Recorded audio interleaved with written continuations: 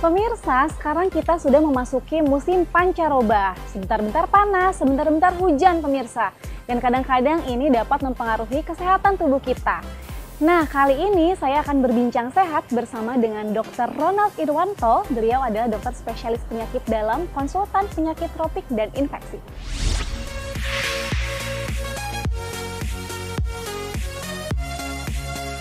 Dokter Ronald, di musim pancaroba ini dok, perubahan musim ya dok ya, cuaca kadang panas, hujan nih dok. Terkadang nih kita malah jadi gampang sakit dok. Nah ini apa sih yang sebenarnya terjadi pada tubuh kita? Betul nggak dok kalau imunitas kita tuh di musim pancaroba itu menurun dok? Sebenarnya tidak begitu ya, tidak menurun. Badan kita sebenarnya sama saja ya, mau pancaroba kah, musim panas, musim hujan, sebenarnya sama saja ya. Tetapi memang mungkin yang berubah dalam hal ini adalah environment kita, lingkungan kita ya. Ketika kita musim hujan, kita tahu banyak genangan air. Ketika kita musim panas, mungkin kering ya. Nah, di situ terjadi perubahan-perubahan di lingkungan kita ya, yang menyebabkan juga mungkin bisa muncul berbagai macam penyakit.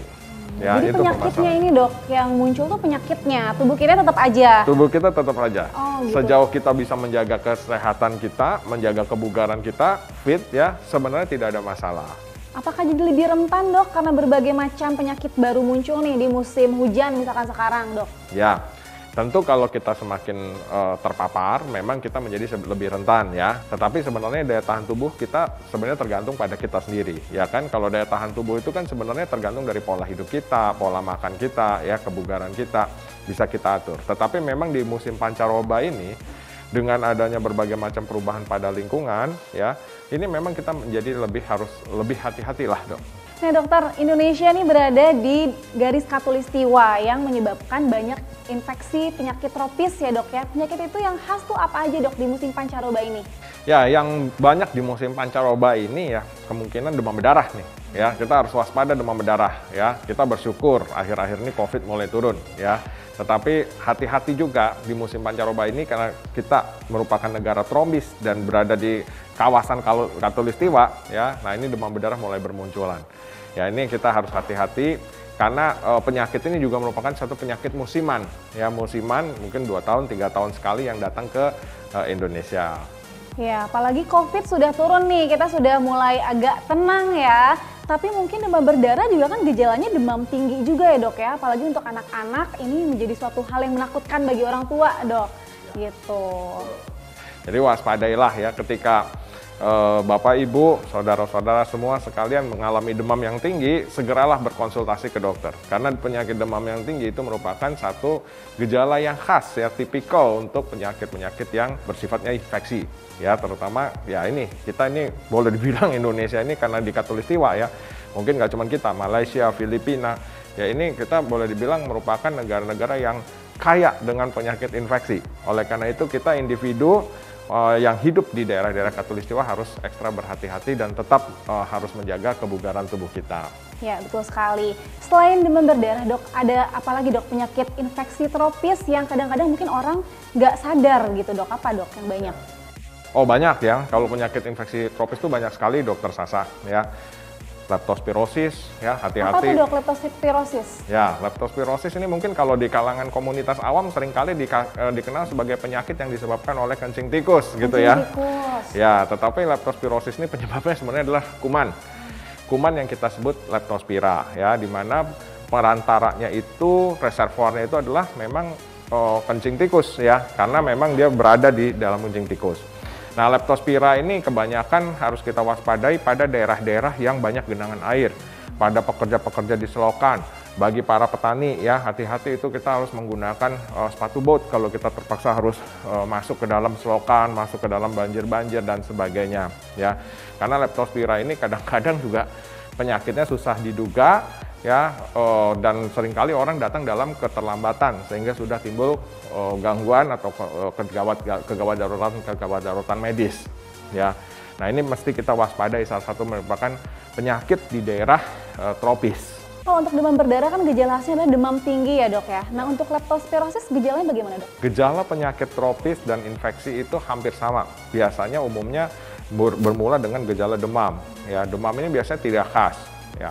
Pada leptospirosis ini juga begitu dia timbul demam, dia ada mungkin bisa mual, muntah ya, atau kelelahan ya, timbul fatigue dan sebagainya.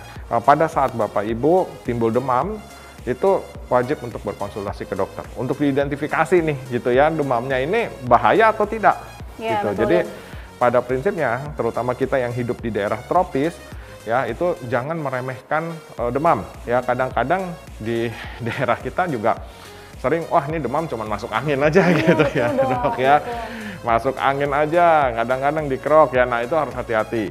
Sebaiknya begitu demam ya, apalagi juga kita barusan di tengah pandemi COVID seperti ini, begitu demam berkonsultasilah ke dokter supaya bisa diidentifikasi apakah demam itu berbahaya atau tidak. Begitu demam itu terjadi, begitu demam itu berbahaya, langsung segera obati. Dok Ronald, di musim pancaroba ini biasanya banyak masyarakat yang mengeluhkan batuk ataupun flu. Nah dok, Iya. biasanya khas banget ya dok ya perubahan cuaca, pancaroba, flu dan batuk. Sebenarnya apa yang terjadi sih dok? Kenapa bisa flu dan batuk di musim pancaroba ini dok? Salah satu penyakit di musim pancaroba yang juga harus kita waspadai tentunya influenza ya, flu, batuk, pilek, sakit tenggorokan seperti itu. Kita masih belum selesai dengan pandemi COVID. Nah, betul. ini jadi Masih berlangsung ya dok pandemi? masih berlangsung ya. Karena ini nanti harus kita ingatkan juga ya bahwa batuk, pilek, flu sebelum dan sesudah terjadi pandemi COVID bisa beda nih urusannya nih dok.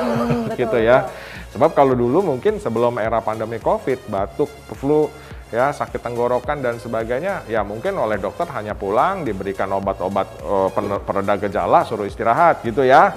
Tetapi saat ini di era pandemi ini hati-hati, begitu Bapak Ibu saudara sekalian batuk, pilek, flu, maka akan diswab untuk dikategorikan ini COVID atau bukan, dan itu wajib di semua negara.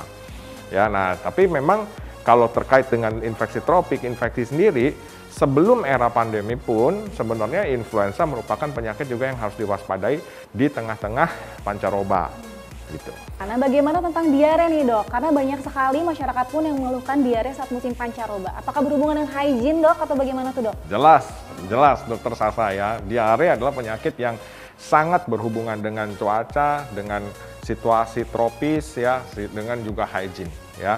Nah, kita ini sebenarnya penyakit diare boleh dibilang di negara tropis seperti kita ini ya, ini merupakan penyakit yang mungkin ada terus sepanjang masa. Coba kita lihat, populasinya banyak sekali orang yang diare mulai dari dewasa, anak-anak sampai dengan orang tua. Ya, nah ini berkaitan dengan hygiene. Diare bisa disebabkan oleh berbagai macam ya, oleh virus ya, umumnya oleh virus tuh, Dok. Ya, hati-hati virus, juga oleh kuman bakterial. Ya, nah ini penyakit umum yang bisa terjadi di negara-negara tropis seperti kita. Terkait dengan pancaroba, ya kadang-kadang terjadi peningkatan, tetapi sebenarnya tanpa pancaroba pun diare memang sudah menjadi penyakit yang banyak dialami oleh populasi di negara-negara tropis seperti kita. Betul, imunitas tubuh yang utama ya dok ya, serta jaga kebersihan, karena kalau diare itu dari apa yang kita makan ya dok ya. Betul. Apalagi di musim pandemi nih, kita WFH di rumah, kadang-kadang kemana-mana suka jadi ingin makannya tuh yang macem-macem kan. Kita order online lah ini itu segala macam, mungkin di situ juga ada kurang higienis, jadi timbullah diare. Ya, betul ya. Jadi jagalah makanan Bapak Ibu semua. Ya, pastikan bahwa makanan dimasak dengan matang dan pastikan makanan juga memang bersih. Pemirsa, tadi adalah pemaparan dari Dr. Ronald penyakit apa saja yang dapat ditimbulkan di musim pancaroba ini. Nah, sekarang Dr. Ronald akan memberikan tipsnya nih agar tubuh kita dapat tetap fit di musim pancaroba ini. Dokter, silakan. Pemirsa semua di rumah, tips untuk hidup sehat sebenarnya tidaklah sulit.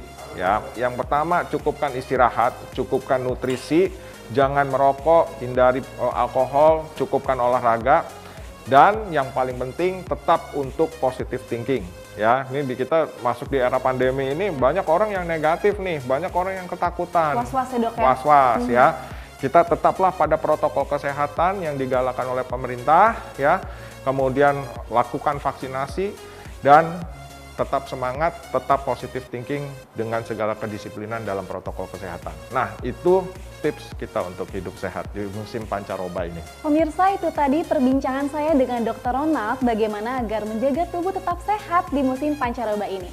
Saya Dr. Sabrina Raisa bersama dengan Dr. Ronald Irwanto, spesialis penyakit dalam konsultan penyakit tropik infeksi untuk Hidup Sehat Plus.